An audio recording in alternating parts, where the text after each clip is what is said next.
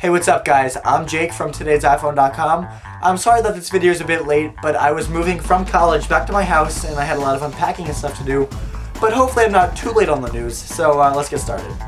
Alright, now our first story of the week has to do with iPad 2 jailbreaking, and more specifically, how some developers think that they should get paid for their work to jailbreak these devices. Recently, a tweet came out from Ionic, one of the guys working on the iPad 2 jailbreak, and he said, after a few years of bug killing, everyone will realize that it is nonsense to give out bugs for free. So this has caused a bit of a stir, because up until this point, jailbreaking has been, for the most part, all free. There are some jailbreak applications that you have to pay for, but that's really based on developer by developer basis. But now if developers are talking about making just the entire jailbreak something that you have to pay for, that's really going to limit the amount of people that do jailbreak their devices. Now, I'm not sure how I feel about this, because obviously these guys put a lot of effort into the work to jailbreak these iDevices, but at the same time, jailbreaking has always been a free thing, and it's kind of become part of it, that it's this free thing that anybody can do and really, release their device from the restrictions that Apple puts on it. What do you guys think? Are you willing to pay for a jailbreak,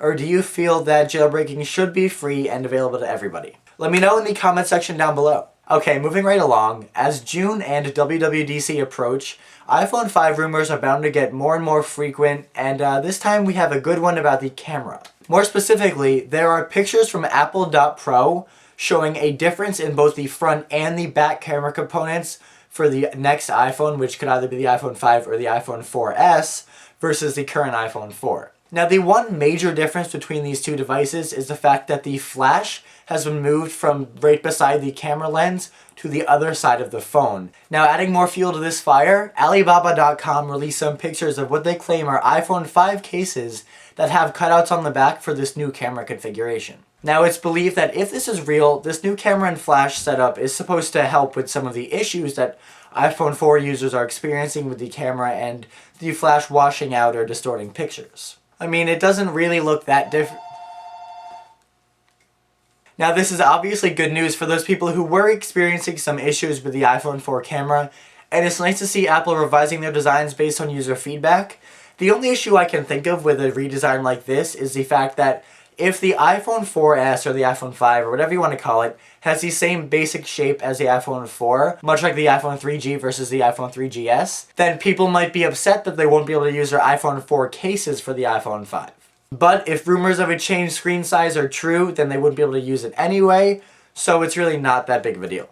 Now, speaking of the iPhone 5, this week, Peter Missick, an analyst over at Business Insider, came out with a couple very interesting tidbits of information. He claims that the iPhone 5 will indeed be called the iPhone 4S. It will have some minor cosmetic changes, like maybe the flash placement. It'll have better cameras, a dual-core A5 processor, but possibly the most interesting thing that came out of this story was the fact that he said that the next iPhone will not only be compatible with T-Mobile's HSPA Plus network, but it will also be able to connect to Sprint's CDMA network. Now, if this pans out, we just might see an iPhone on all 4 major US carriers, which would be a huge step towards competing with Android, who has tons of phones on all 4 major carriers. And finally, this week, we got some leak images of what could be the next iPod Nano. Now, as you all probably know, the current iPod Nano is a pretty big departure from the Nanos of the past. It's tiny, it's square, it has a clip, and the really only difference between that and the iPod Shuffle is the fact that it has a tiny touchscreen instead of a set of buttons. Now, this week, Apple.Pro released images of what they claim is the casing for the 7th generation iPod Nano,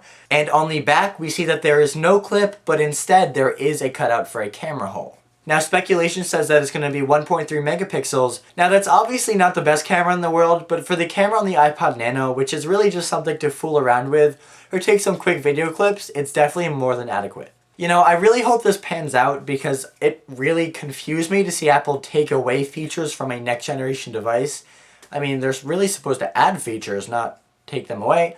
So I hope that we get the camera back on the iPod Nano because it was fun to use, it was a cool little thing, and it really set it apart from a lot of the other standalone MP3 players out there because it basically gave you an iPod and a flip video camera in one. Though I'm still not really digging the square form factor, but that's just me. Well, that's it for this week, guys. Thank you very much for watching, and once again, I apologize for the delay and the shorter episode. I promise next week, once I'm all settled in and unpacked, the episodes will be back at their normal schedule and at their normal length.